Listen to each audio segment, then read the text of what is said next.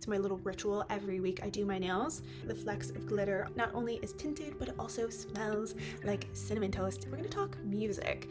Pinterest themes of the last month have been a book about how to live a more creative life, improving my sleep quality, getting more sleep, something you wouldn't expect, and a little bit of whimsy in your day-to-day life. Hello, today we are doing January favorites, the things that I have been loving, liking, gravitating back towards over the last month or so. I used to love watching favorites videos from YouTubers back in the day when the favorites videos, the what's in my bag videos, even hauls were like dominating YouTube, particularly in that beauty guru community. What a time that was. Miss those days. In my journal, I've just written down some of those things, the categories. We got beauty, we got wellness, health, music, stationery item, my favorite book of the month, and what I'm pinning, the things I'm loving pinning the most. Let's get into it. And I think maybe the first and most fun thing to start off with, given I'm holding my journal and have written down my favorites, is my like stationery item of the month. I love stationery. I love anything. Oh my gosh. Literally, as I say this, all this stuff falls out of my journal. I love anything paper. I love anything like cards, stationery, you get the point. And so with that, I love like fun writing utensils. I'm really into the type of pen that I use. I also recently bought fun highlighters to annotate my book, or I guess highlight my book. And so one of the things I'm loving currently and has made it my stationery favorite of the month are gel pens. Gel pens, like, they remind me of my childhood. They feel nostalgic. They are fun. They're creative. They are cute. They are colorful. And I guess I forgot to mention the most important part. It's not just gel pens. It's specifically glitter gel pens. Super cute, super fun. So I have a ton from this brand. What is this brand? Hybrid, maybe? Dual metallic. Comme ça.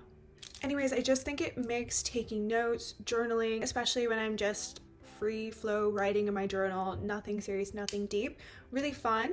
Also for cards, letters, anything along those lines. You can even see my favorites list has been written in a glitter gel pen. The second favorite we'll get into maybe on the beauty side, the Dior foundation stick. I held off from buying because I had just started trying the Westman Atelier like foundation oil or drops or whatever you'd call it, and I do really like that. I wasn't looking for something new, but I was super intrigued by the Dior stick. I've heard really good things about it. I also saw that Moya had posted a video where she used a bit of the Rhode glazing milk mixed with the foundation stick and applied it, and I have to say, even after just like 2 days of wearing it, I'm low-key obsessed, hence why it's on my list. I did get the brush to go with it. They really upsold me at the store, and I'm really glad I got it because you definitely need a brush to apply this. You can obviously get a less expensive one, but I have really been loving the process of applying it.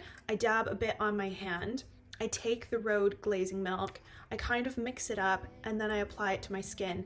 I also already have moisturized the Rhode milk on, and so it just goes on really smoothly.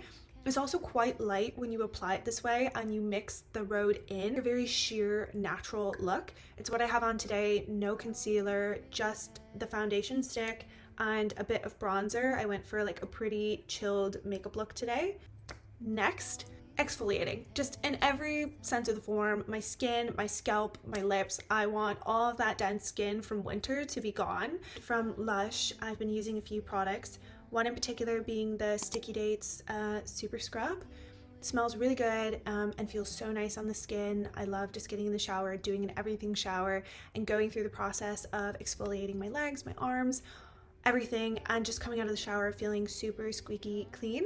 I also just love Lush as a brand. Most of the winter I've been really into like a sweet and sort of delicious dessert vibe. I think that will change up for the spring summer, but as we wrap up the winter, again, really been loving the Sticky Dates, super sweet, delicious smelling. And then whilst this isn't an exfoliant bonus product, I've been loving the Super Milk lotion that came out given the hype around Super Milk spray and the hair conditioner. I love those paired in combo after exfoliating in the shower and then moisturizing the skin just to keep that softness. For the hair, I've tried a few products from Fable and Mane, but from an exfoliating standpoint, have been loving this scrub. It's the Wild Ginger Purifying Scrub that you can put right sort of in the roots of your hair and your scalp and massage in. I will say it definitely scrubs away whatever is in your hair, because when you get out of the shower, it almost feels like that after salon squeaky clean. And I have been loving that just to purify and remove any buildup every other week or so. And then the final thing is for my lips. I'd really been neglecting lip care, and during the winter my lips got so dry. So I reinvested into a lip scrub for the first time in a long time. I went with the Fresh Sugar Lip Polish. It smells like sugar, it tastes like sugar. It's best, I think, applied when your lips are dry, because then the sugar allows you to exfoliate, and then you just wash it off, or frankly some of it kind of dissolves. You can kind of eat it. I've eaten some of it, and your lips feel silky smooth. So this is a great segue into the next beauty product subcategory, if you will, which is my lip products and my current lip combo. For the longest time ever, I was a Benetint girl. Okay, I was applying that Benetint 10 times a day. I was going through bottles, and they are not cheap, okay? So like, it was crazy. I loved it because you kind of built up this nice blush, but also a bit of a stain. Obviously it's kind of a lip stain product around your lip. Every once in a while I do kind of like that appearance of a fuller lip. I think this is a bit of a hack, or at least in my opinion. So I was always a Benetint girl. About halfway through this past year, I switched it up and started wearing Rhode products almost exclusively on my lips. And only in the last few weeks now, I came up with this combination of the two, and it's given me a little lip combo. So now I've gone back to the original Benetint tint. This is like the original shade, covering my lip with that. Then using my Rhode lip liner, this is in the shade Lean, and doing a little bit of the lip line just along the perimeter and sort of edges of my lips to emphasize some of that fullerness and also give a bit of a contrast. And then the third and final step is the gloss. I love gloss. I can't imagine in the past when I was wearing like a matte lip, or in the future wearing a matte lip. I'm sure it will come back, but right now I'm still just obsessed with glosses, and I'm obsessed with Rhode glosses. Throughout winter, you can see I've basically gone through this full tint, peptide lip tint, in the shade PBJ. Was loving this darker color. I've recently gone back to a lighter color. This is in Toast, and it not only is tinted, but it also smells like cinnamon toast. If you can't tell, for these colder winter months, I've been loving all the like dessert, delicious smelling beauty products. So yeah, that's the combo. The base with the Benetint, aligning with Rhode, and then let's see if I can juggle all these things together. And then the glosses, the Rhode glosses on top. It's actually what I have on right now, but take this with a grain of salt, because I have reapplied it a few times during the day, and frankly what I need is the fresh lip scrub, because I can feel, you can feel it's kind of like built up. So I'm gonna do my lip scrub tonight and reset for the week. Last but not least on the beauty list for the month has been my nail polish, which I'm obsessed with. I paint my nails every Sunday. It's like my greatest pride and joy is growing out my nails. They are natural and they do break, but I think relatively speaking, I keep them really strong and healthy. And also with this sort of investment in my nail care and the time that I've been taking to do them, I decided I was going to get a few really nice nail polishes. A brand that I love and have been loving for the past year is Cure with a K, Cure Bazaar. I started buying these out of Le Bon Marché in Paris. I'm sure you can buy it online. I'm sure you can find it in other stores, but that's where I initially found this brand, in the beauty section. I think, I could be wrong because I haven't looked into it too much, but I think the brand is known for being really like good for your nails. So I have the base. I also have like a tinted base, which is called the Serum. and I always apply these two first. Whether or not there's even any like benefits to enriching the nail, I feel like if anything, it's protecting the nail from any maybe like colored polish that could stain. So I have a handful of different shades from this brand. These colors are super gorgeous, like baby pinks and almost like a ballet-esque nail. And this one is French Eclat. I literally am studying French and I don't know how to pronounce this. And Rose Milk, super gorge.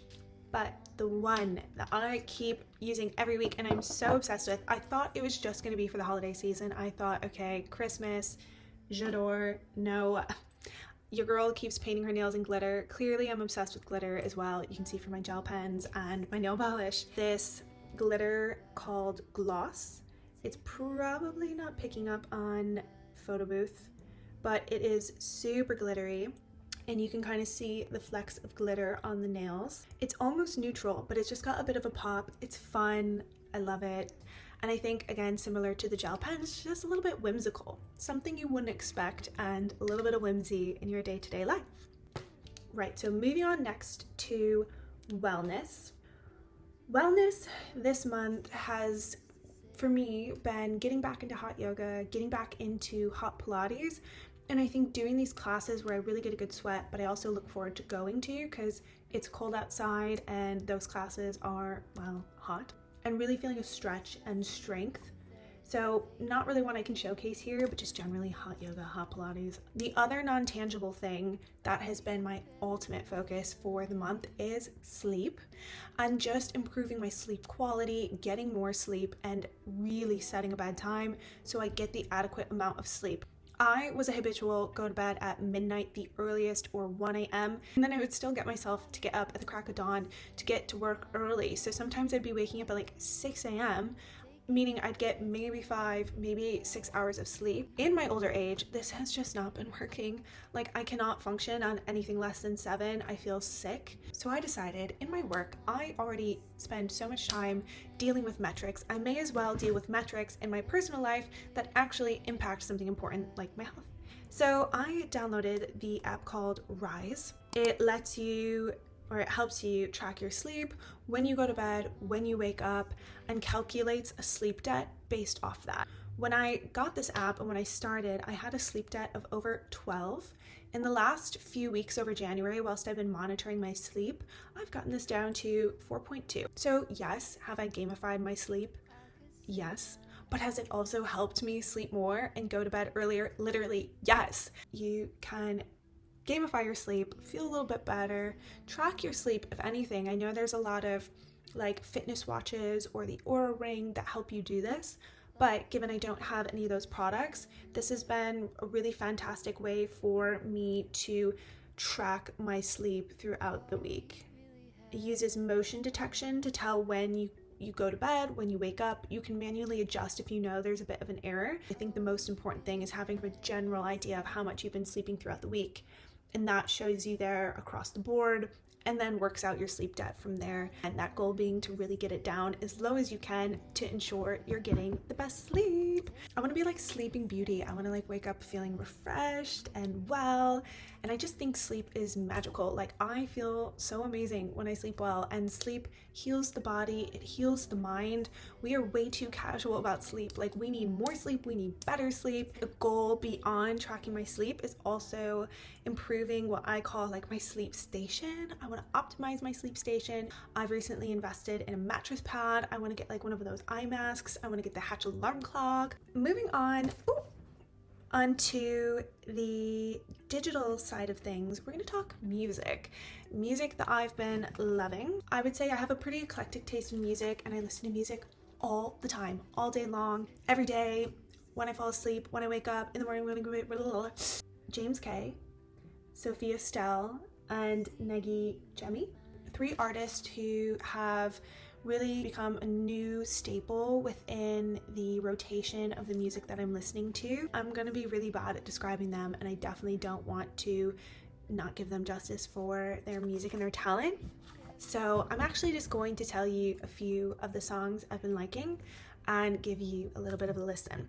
James K, I in general have been loving the Friend album. I haven't listened to it in like full, but the album generally speaking is, let's give it a little listen.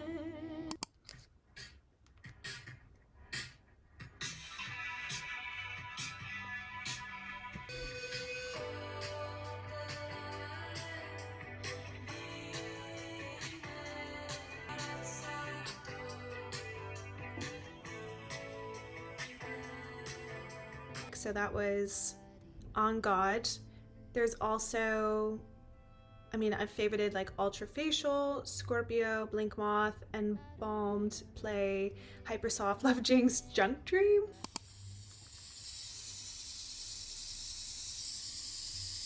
It's really cool sounds.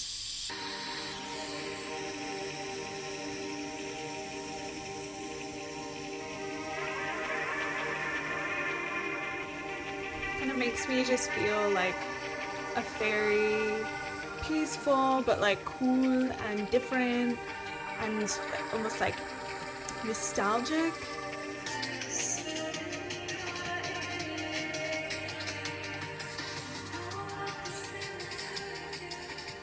Negi Jemmy. I will say this has been one of like my favorite songs in the last few weeks. You Never Knew.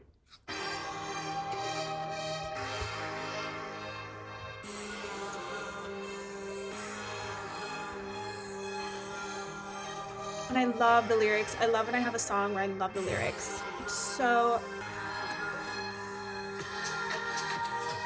probably favorite song of the month.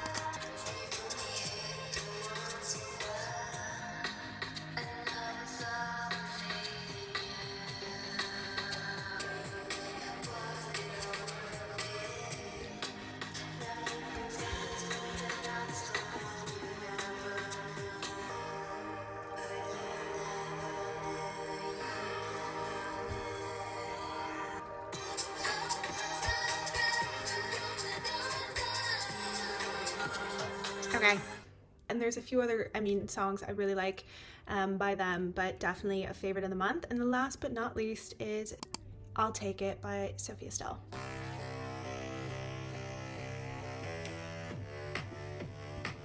I love the beat. And then this part. Like, I want to be in a club dancing to the song.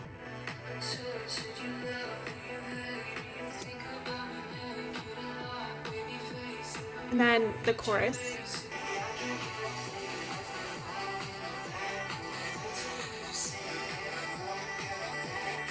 That one just makes me feel like powerful. I want to dance. I feel like girl power. Let's go.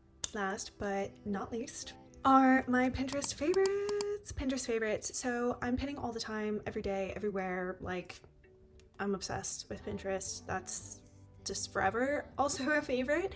But I go through phases where I'm pinning new things. So my favorite Pinterest themes of the last month have been, unsurprisingly, spring wellness. I'm just feeling really excited for the rebirth and rebloom of the earth. And here in Ireland, we just had St. Bridget's Day, which is like the tee up to spring and the spring revival. So very excited for this. Spring wellness, just around, kind of the earth, vegetables, nature, garden, and like taking care of myself through food, through rest, through activities, through being outdoors, being back in nature, and just the whole aura around that. Really been loving and getting me excited for spring. The second Pinterest theme is collage clippings. So any like digital elements or pieces that effectively I might use in a video, or anything I could use to like collage but in a digital space, in a digital manner. It's hard to explain, so I'm just gonna have to show you. It started off as like a mix of like cute little items. You can see this fairy mouse or this bow, but then it turned into a lot of like digital graphics, or graphics of digital things like cameras, MacBooks, but then anything that's like scrapbook worthy, like little clips of paper, or I'll just have to show you a visual on the screen because I don't know how to describe this, but it's just fun to almost collect collageable things or like scrapbooking items but in digital form. The third and final thing is Cozy Life. This board started off as what I thought was going to be like cozy things, like cozy beds and bedding. You can really tell I'm into like my sleep and sleeping era. So originally it started off with like cutesy things like this little deer tray on a bed, breakfast, cute. But then I started turning it into little graphics that just made me feel like warm, fuzzy, cute, protected, wholesome, happy, safe, all of those things. So cozy life kind of took a form of its own. Things like Snoopy, don't forget to rest, so cute, or this bear saying, this is what I call having fun. And a bunch of other cute graphics and things with sayings that make me feel like cozy life is, you know, okay. And just because I'm staying in on a Saturday night doesn't mean that I'm lame. It means that I'm prioritizing my health and wellness.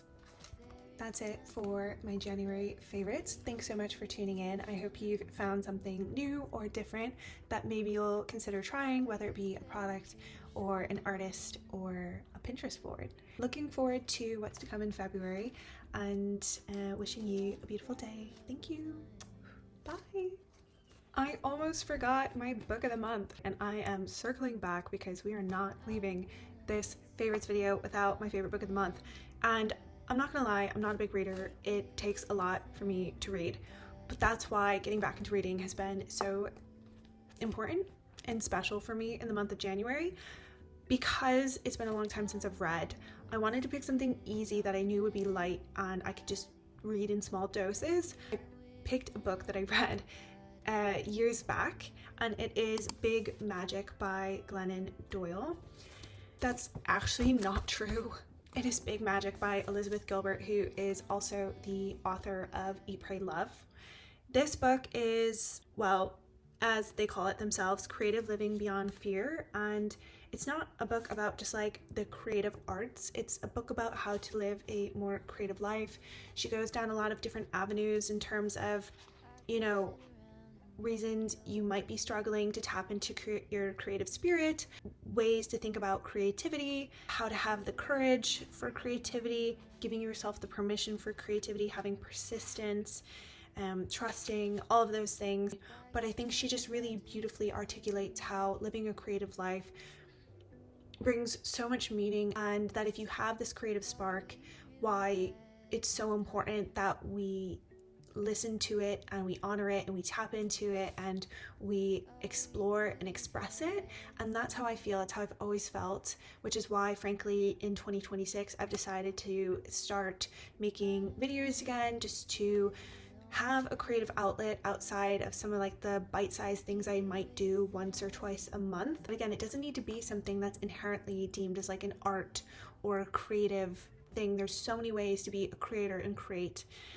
All that to say, this book is a very light read. You can read a few chapters on the train, you can read a few pages whilst, you know, waiting for an appointment. It's super easy, but also I think gives a lot of nuggets of inspiration and encouragement and thought-provoking ideas about leading a more creative life.